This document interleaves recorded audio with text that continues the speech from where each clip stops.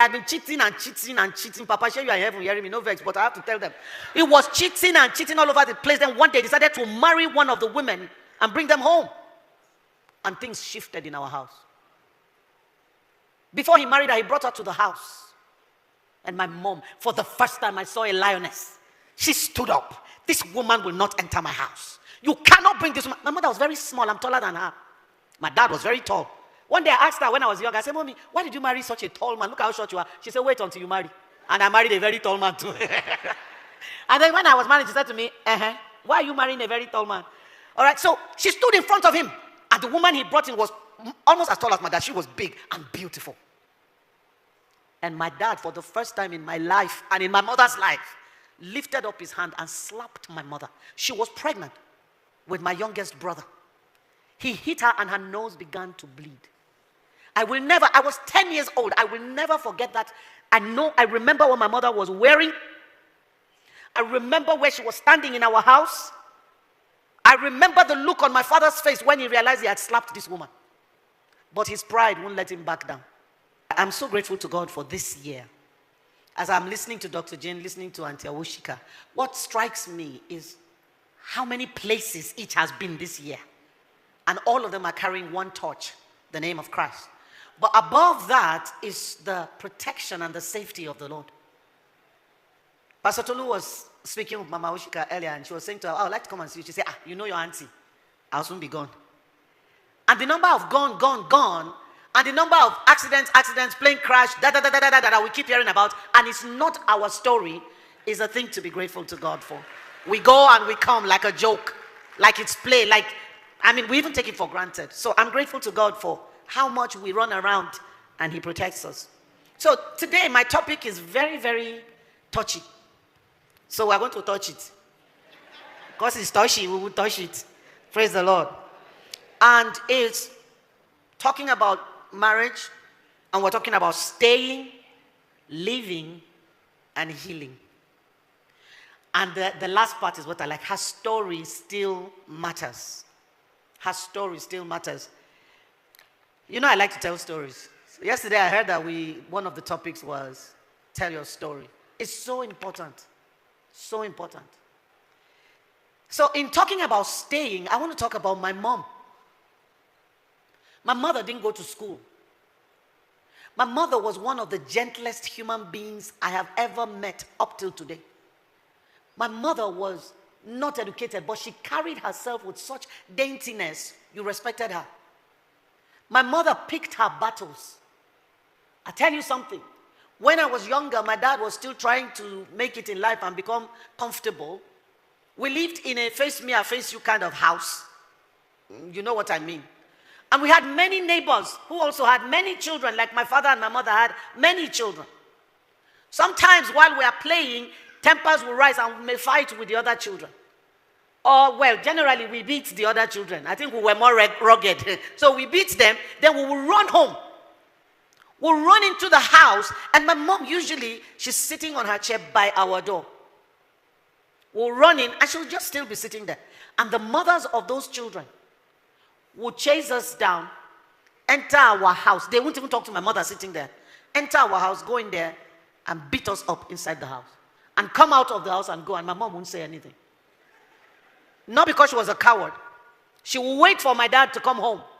And she'll say to him, I don't want to disrespect you by fighting.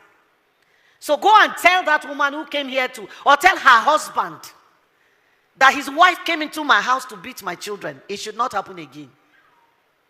That's the kind of person my mother was. But she was also married to a man who didn't care. At least not, at the beginning he cared, because he had nothing. And she was the one standing with him. She was the one going to farm with him to pay his school fees.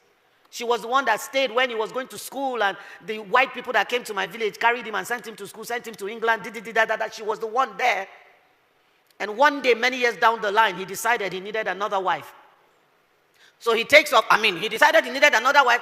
Not that day. He had been cheating and cheating and cheating. Papa, sure you are in heaven hearing me, no vex, but I have to tell them. He was cheating and cheating all over the place. Then one day, he decided to marry one of the women and bring them home. And things shifted in our house. Before he married her, he brought her to the house. And my mom, for the first time I saw a lioness. She stood up. This woman will not enter my house. You cannot bring this woman. My mother was very small. I'm taller than her. My dad was very tall. One day I asked her when I was young, I said, Mommy, why did you marry such a tall man? Look how short you are. She said, wait until you marry. And I married a very tall man too. And then when I was married, she said to me, why are you marrying a very tall man? All right, so she stood in front of him. And the woman he brought in was almost as tall as my dad. She was big and beautiful. And my dad, for the first time in my life and in my mother's life, lifted up his hand and slapped my mother. She was pregnant with my youngest brother. He hit her and her nose began to bleed. I was 10 years old. I will never forget that. I remember what my mother was wearing. I remember where she was standing in our house. I remember the look on my father's face when he realized he had slapped this woman. But his pride wouldn't let him back down. And he told my mother, for daring to defy me. Then, that child my mother was giving birth to was number 10. My mom had 11 children. Some didn't survive. The first 2 I didn't meet. So, he told her to go get her bags and leave. Pack your things and get out of my house. And my mom turned with the blood on her nose and went to pack her things. She took the little girl she had brought from the village that was living with us. She said, let me take her back to her parents.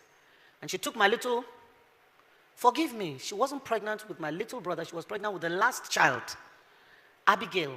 So she took Timothy, who was about 2 years old then, and she was pregnant with Abigail, and she had the little girl. She packed her bags and she went outside.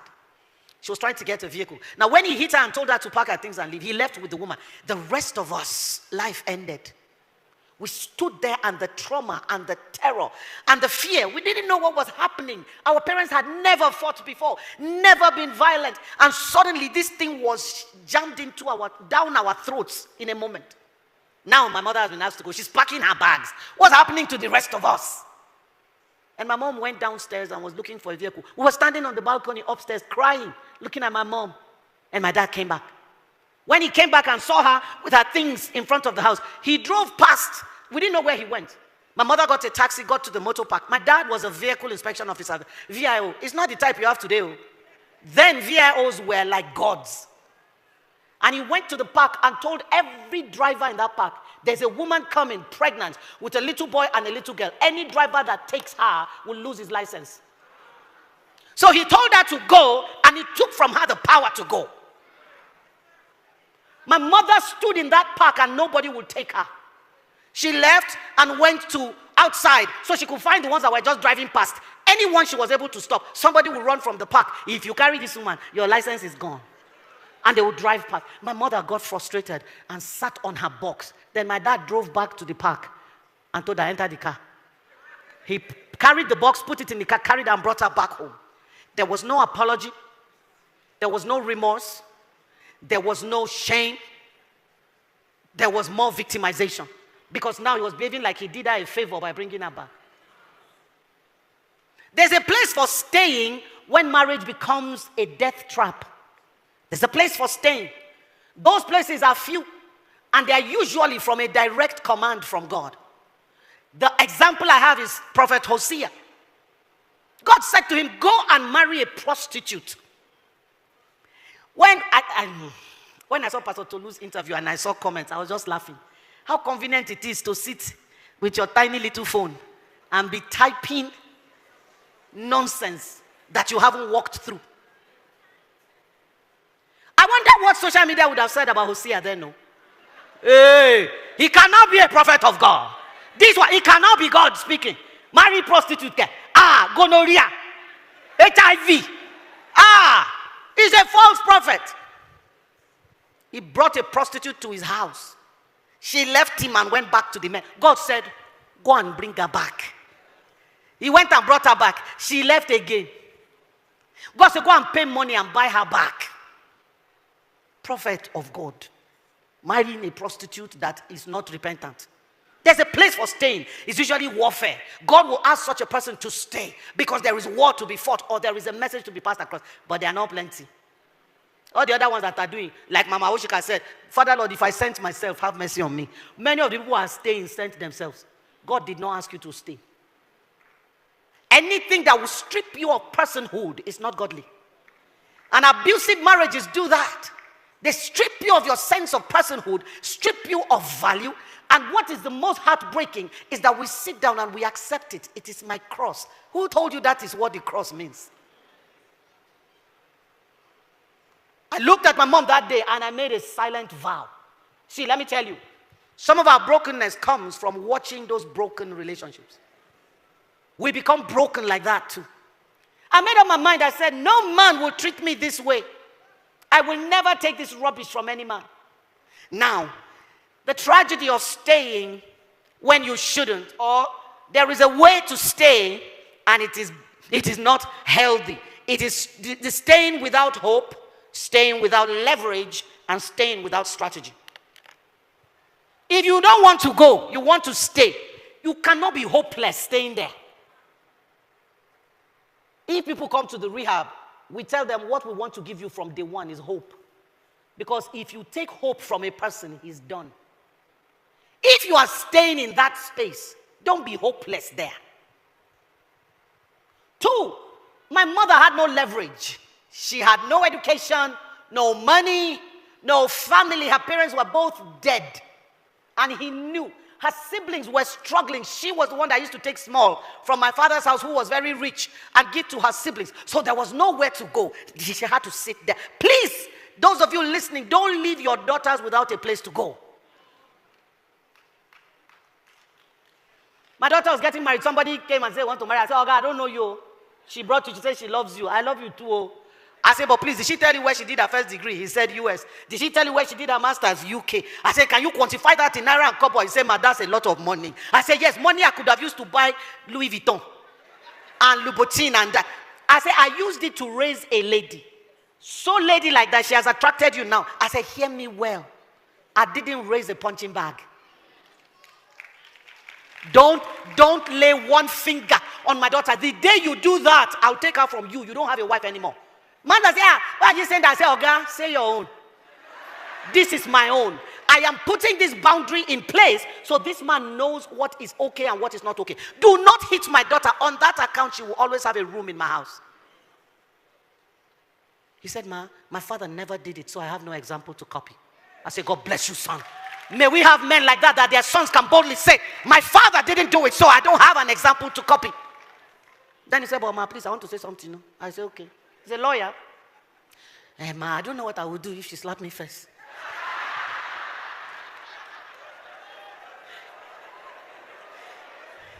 So I said to him, I didn't raise her like that. I said, just as it is not okay for you to hit her, it's doubly not okay for her to hit you. So don't stay there without leverage. What are you leveraging on?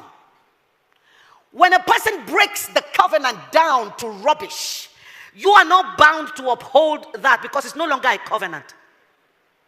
At this point, your leverage should be contract. It was a covenant from the beginning until they broke it. It becomes a contract. And I'm not afraid to say that. The church needs to start speaking and stop making the victim responsible for fixing what they didn't break. Stop making the victim responsible for repairing what they didn't break. How can a woman run to you for shelter? She's been beaten. Oh, the house that I began. You don't know what made me start that safe house. God told me 8 years before, start a safe house. I said, Father Lord, the rehab center has not stabilized first. Let me be stabilizing that one. One day I woke up and there was a woman in my house. She was standing and swaying. And it was somebody that brought her. She was saying, Mommy, please help. I said, well, she said this morning the husband was beating her. He held her neck and was banging the back of her head against the wall. As she was speaking, the woman fell down and slumped. In my house. I thought she had died. I started shouting, Jesus, help me. I put her on the bed. I know the husband. And I couldn't wrap my head around it. See, some women are married to narcissistic men who are perfect gentlemen outside, but they are monsters inside the house. And you don't know. So when they're talking, you say, that nice man. No, now. Please don't do that. I ran to the office to help my head understand what I just saw. I met a woman waiting for me. She said, I'm not going back home. She followed me back home. The next morning we woke up, there was one knocking on my door at 6 a.m. frantically, 25 years married, running for her life with a small bag on her shoulder. What is it? Ma, please, I can't go back home. You will kill me. By the end of that day, another one came. The husband had used knife to beat her. What is that? That's not a covenant anymore. When God was giving the covenant, he was assuming that people will be children of God. Most of them are children of the devil now, carrying the name of God as a cover. In the last few weeks, Auntie Billy, if you know how many women have sent me messages about their husbands and what they are doing to them, and they are all pastors. Abuse from the pulpit to the pew. Please don't stay without strategy, don't stay without leverage, and don't stay without hope. If you must stay. I don't have time. Like Auntie Billy said, the clock, somebody moved it. I can't believe the time is already gone. But why did you people give us short time like this? Abigail was married to a man called Nabal. Horrible human being. Wicked man. Insensitive. Without spiritual discernment. She was sitting with darkness. But I love Abigail. When she heard that David was trying to do something, she said, my opportunity to meet a king. Let me tell you something. Don't shut your mind down to loving again if you have to leave. I'm jumping my gun. She was sitting there, but she had hope. One day, God will deliver me from this madness. And when she saw the opportunity, because she was spiritually sensitive and prepared, she took it up. It's not David that chased Abigail. Abigail chased David. Abigail arranged herself like Queen Esther to be seen. She finished pampering his ego very well. Then she said, please, when the Lord puts you on the throne, remember this beautiful woman you saw. This. Don't be like Pastor Jane that was walking around thinking only of 32 and a big forehead. Know that you are beautiful. And say, remember this woman. Even if I'm not beautiful on the face, remember my prophecy saved you from losing your throne. Be good for something. That's your leverage. Be good with something.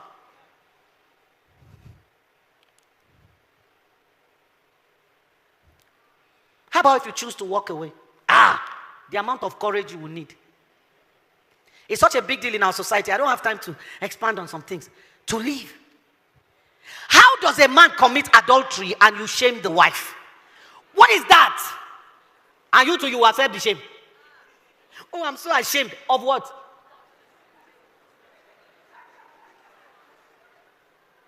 When adultery rocked my marriage, shame broke me. I was afraid to come out of my house because I was ashamed. Everywhere I was going, I would hear people whispering. I wasn't hearing audible whispers. I was picking them up in the street. The whispers of the people bent me, put my head down. I was afraid to go minister anywhere. When I would be invited, I said, sorry, I'm already committed. I was lying. I was not committed, but I couldn't go. And one day God said to me, if you hide, you won't heal. That's why we have to tell our stories. Today, this morning at the hotel, when we were about to leave, we saw a group of men. I don't know them. One of them just looked at me. Wow, are you Rev CHRISTIE BATURE? I said, yes. He said, man, these are my friends. We're not married, but we're listening to your videos because we want to marry right. Boom! I know my life is having meaning now. That young men are saying to me, we want to marry right, and we're listening to your videos. We must tell our stories. Stop hiding. And then God said to me, it's not your shame. You are not the one that committed adultery. It is not your shame. Stop carrying somebody's shame and making it your own. If you are living, it's not your shame. That is if you are not the one that is looking for trouble. Because some of us are the problem. But because men are the bigger problem, we hide under that and we commit atrocities. Like the woman who came to me. He beat me. Because they know that once they say he beat me, I'm going to go and fight. So I sent for the husband. Look at how distinguished you look. How can you beat your wife? He said, ma, is that all she told you? I said, yes. He said, am I allowed to speak? I said, yes. He said, ma, we've been married 10 years. And a few days before I beat her, we got a call from our children's school. One of our sons was given an assignment to write a short essay on his family. And he wrote a very short essay, one sentence. In my family, my mother beats my father. She has been beating the man for 10 years. Not because he's weak. Listen to this. The man made a vow before he married. I will never lift my hand on my wife. And he made the mistake of telling his wife that this is his vow. So she was taking advantage of that vow to slap him, bite him, kick him, throw things at him, push him. And the children were watching. So the man said to the wife, all the good things happening in our family, our children can't see it. because of this one thing. This is not the good image or a good image of family. He said, don't hit me again. If anything happens between the two of us, speak like I do to you. Do not hit me again. The day you hit me again, I will beat you. I don't know that she thought he was joking, or old habits die hard. The next time something happened, she slapped him. He gently steered her to the bedroom because he didn't want his children to see. Then he beat her in places that she cannot show anybody unless she will naked herself. I said to him, sir, you are a very smart man. I like you. I told him to go out, and he went out. And I said to her, is it true? You've been hitting him for 10 years, and you can't take it once? You can't take a dose of your own medicine that you have doled out continuously for 10 years? How dare you come to me and accuse him of what you are more guilty of? I called the man back. I said, Oga, even when she's not guilty, please help me beat her. They knew I was joking. They were laughing. But sometimes we are the problem, and we have to be brutally self-honest and say to ourselves, I am the problem. But that's not who I'm talking to today. I'm talking about the good women, the honest women, the faithful women, the laboring women, the loving women who stay with monsters like Beauty and the Beast. Those are the ones I'm talking to. If you have to leave, leave. Because now only person where they are alive, now they marry. Oh, I got a message from a lady. What she describes for me is death.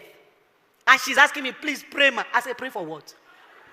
What am I praying for? That you should remain there and these things will continue. This is not a man that is willing to do anything about the problem, and you want to still stay.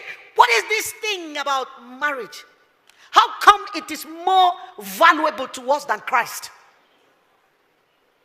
How have we elevated marriage to an idol? We have become idolaters, that somebody will be God will never elevate marriage above the value of a life. Never. A life that Jesus paid for, you want to let it go for something temporary? There's no marriage in heaven. Everything about marriage ends here. Why will I then give up eternity for something temporary? Because some women are in such bitterness that they will not enter heaven. Because of another person that Jesus died for. No now. No now. The church will keep shouting, God hates divorce. He does not hate divorcees. You did not hear me. God hates divorce. He doesn't hate divorcees. I did not see anywhere in the Bible where the Bible says divorce is a sin. God hates it because of the ravages of it. How it tears a human being, or it tears human beings that were already bonded like with super glue. The pain of breaking away, the scars on the person, on the family, on the children, on the institution. That's why God hates it. But listen to this. God was speaking in the Old Testament. He said to the men who like to put their wives away, even if she's a concubine, and you want to send her away, you cannot send her away empty.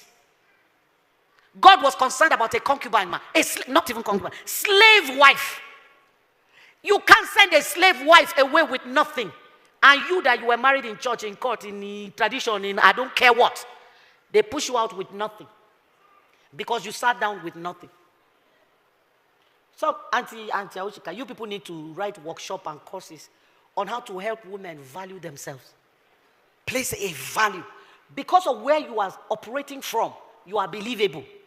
Because you are a woman like them. Like you said, the people of the world were human beings. But a woman who has entered places that are considered sacred for men will speak and women will listen. Ma, you need to place a value on yourself. When you go to normal markets, Obalende, you want to buy tomato and you say, how much is this tomato? And the woman says 2,000. You say, ma, won't you sell it for 1,000 naira? She say, why are you pricing me small? You put haggle back and forth. If you go to ShopRite, they have put the tomato inside package.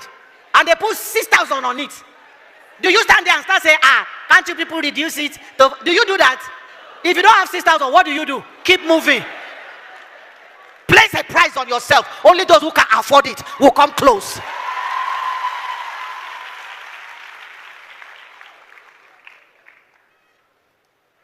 I don't have time. No, you don't have time. Oh, you are not the owner of the time. The Pastor Tolu. Oh, listen to what God says in the book of Malachi, chapter 2 and verse 14. You know, whenever they read Malachi, they only go to where God says he will open the windows of heaven. But the chapter before that one, chapter 2, he says in verse 14, but you ask, why aren't our offerings accepted? It is because the Lord is a witness between you and the wife of your youth, to whom you have been unfaithful. Yet she is your companion, the wife of your marriage vows. Didn't God make you one? Your flesh and spirit belong to him. And what does the same God look for but godly descendants? So be careful not to be unfaithful to the wife of your youth. I hate divorce, says the Lord God of Israel.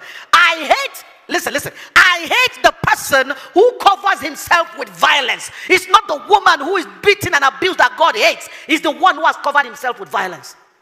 Don't take on that identity.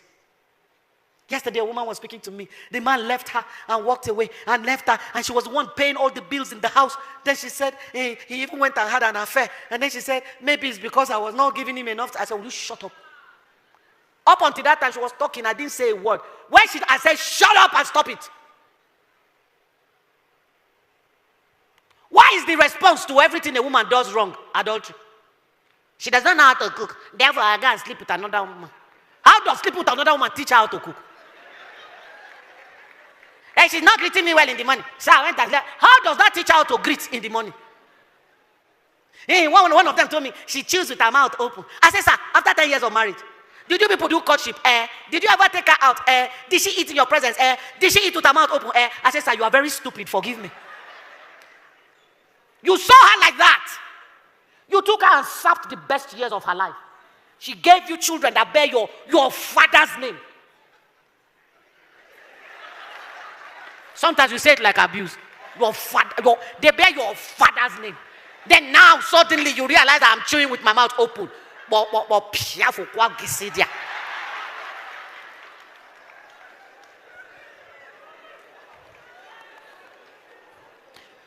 you leave, don't leave carelessly. Don't leave without plan. When women have to leave, I say to them, where's your safety plan? Show me your safety plan. Don't just jump and go and then you come back in shame. Plan yourself. One of the times when my husband annoyed me, I left. I went to his bank manager. I collected. I said, please, here's the IOU note. Go and collect it from him. I collected his money from his bank manager to run away. Why will I run without a penny? The children were with me. But I've learned a lesson. When you run, don't run with the children. I'm not joking. Because you are leaving him with peace and ease. It was my sister that taught me that. When I ran with the children, she said, where are the children? I said, they are with me. She said, for what? I want to see you in my house. So I went to her house. While I was inside one room, she packed my children to the airport, put them on a flight and called him, go and carry your children from the airport. I wanted to die. My youngest was 1. I said, my children. She said, if you don't shut up, I will slap you silly. You have left him at peace. You are the one with the pain of the things he's doing and the pain of laboring over children. She sent them back. Let me tell you what God did for me. As he picked them from the airport, one of them fell sick. So from the airport, they went to the hospital. From the hospital, they told him, Oga, you have to do this, you have to do that, you have to do that. He ran with the children, other children home, ran back to the hospital. The next morning, he came in the morning, ran to the office. Before he started, they said, sir, you have to come back because there's a document you have to sign. He picked up the phone and called me, please come back, I'm sorry. Everything that happened is my fault. I said, no. I don't do anything in that house. I have no value. Take care of it. Christy, come back or I will call my mother. I said, is she not their grandmother? What are you so afraid of? I don't want to leave so that another woman will not come and cream off my labor. That's because you think your reward is with man.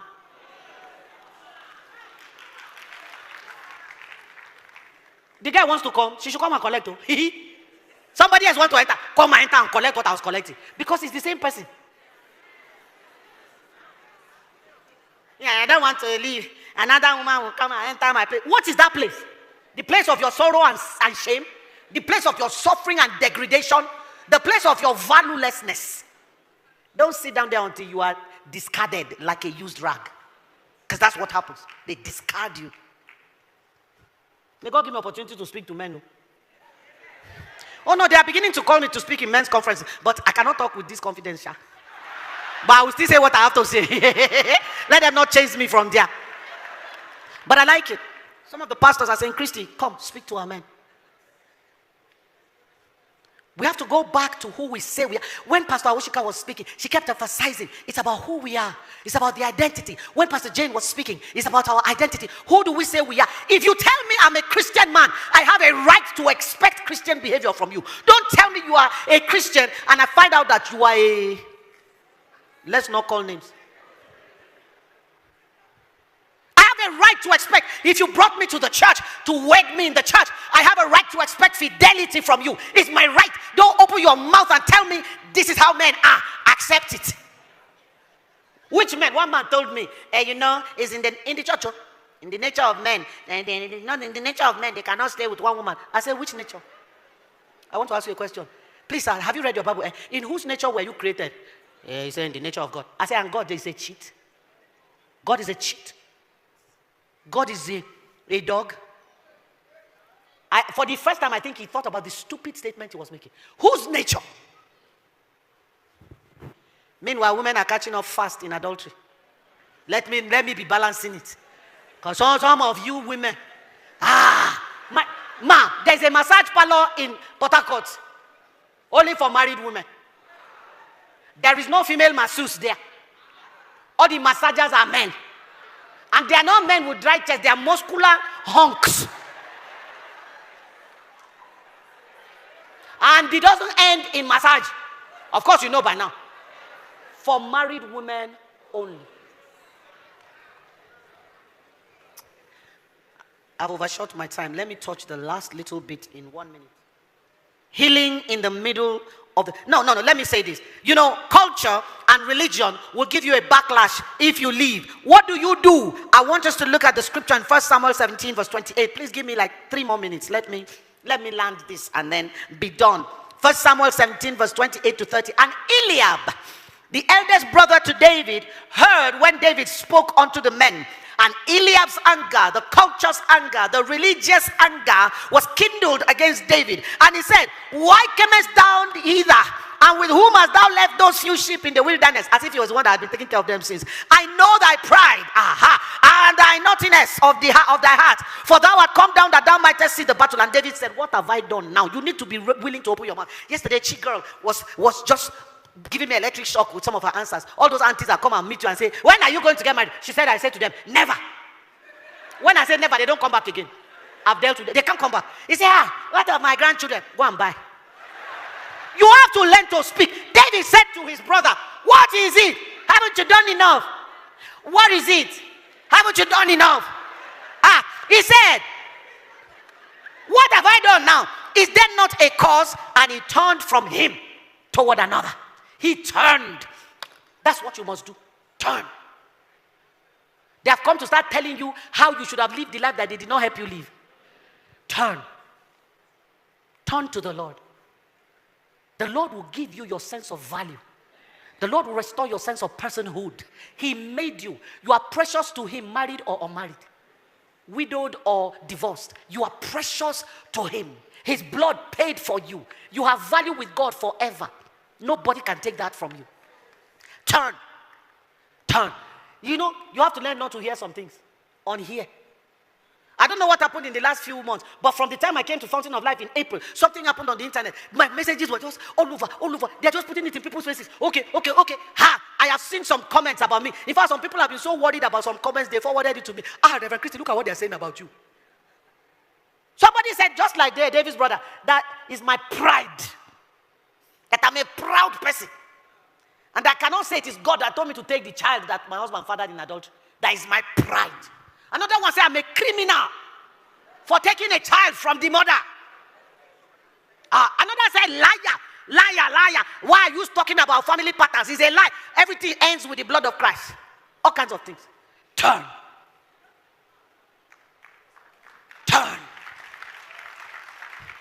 You think I want to focus on that when I saw 5 men today who are telling me they want to marry right because they heard what I said?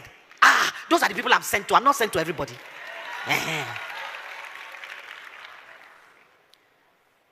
My mother, oh Lord, my mother stayed and stayed and stayed and stayed and lost herself. The day my father died, my mother died.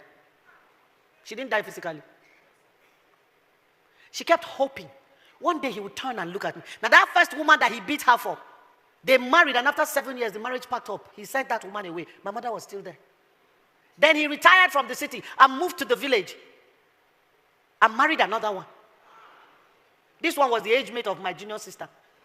My junior sister is my mother's number 8 child. I've been number 7 child. So my mother kept waiting and hoping. Get sense, I beg. Have some sense. One woman said, he cheated with this woman, then he cheated, now he's cheating with 2 women in the church. Please, ma, help me talk to him. I said, I won't. Why are you the one looking for help for him? That's how you'll be pushing yourself where you are not needed. Did he tell you he needs help? Has he seen that he has a problem? You are still trying to fix. The day my father died, my mother didn't cry. I went to the village and I was shocked. Is she this strong? She was the one comforting people. It's okay. It's okay. It's okay. It's okay. Then they buried my dad. I couldn't stand there when they were putting my dad in the ground. I was in too much pain. I moved away. My mom stood there, dry-eyed. They put him in the ground. The next day, we were all sitting in the sitting room, reminiscing about our dad because he was a very funny man. Saying the funny things he used to say. My mom was sitting there, quiet as usual. Next thing we just heard was, and my mother passed out. If my senior sister, who was a nurse, wasn't home that day, my mother would have died that day. Because everything she hoped for died with him. Don't hang your hopes on a human being. Stand to your feet. I cannot even touch the other aspects of this. But stand to, don't hang your hope on a human being. The arm of flesh will fail. It did not say can fail or may fail. It will fail. Those of you who have men that are honorable, that fear God, that treat you right, we celebrate such men because they exist. There are good men who are loving their wives, honoring God, and giving value to the woman God gave to them. We honor those men. May the Lord multiply your kind in the name of Jesus. But if you have a man that is bent on breaking you down, please find your value in another. It's the Almighty. It's the Almighty. I want you to pray for yourself. If your husband is a good man, please pray for the woman you know who is suffering. Pray for the woman you know who is in deep distress. Either that God will give her the courage to leave or to give her strategy to stay. But please, if they are beating you, if they are threatening you with gun and knife, leave. Leave. You will do battle from afar, not from inside. Leave. I'm not saying leave and jump to divorce. No, leave and intercede from afar. Preserve your life and your dignity. And then hear God as to what to do. Praise the Lord. Father, Lord, thank you. Thank you for every woman's journey. Every woman who has cried, bled. Every woman who has been in distress and anxiety and anguish. Every woman who has loved and lost. Every woman, oh God, who has had to walk a lonely journey. Comfort her. Comfort her. Ruach HaKodesh. Come. Come. Come, touch everyone who has suffered. Walk with everyone who is suffering. And please, Lord, bring them to the place of healing. I couldn't touch on healing, but Lord, bring them to the place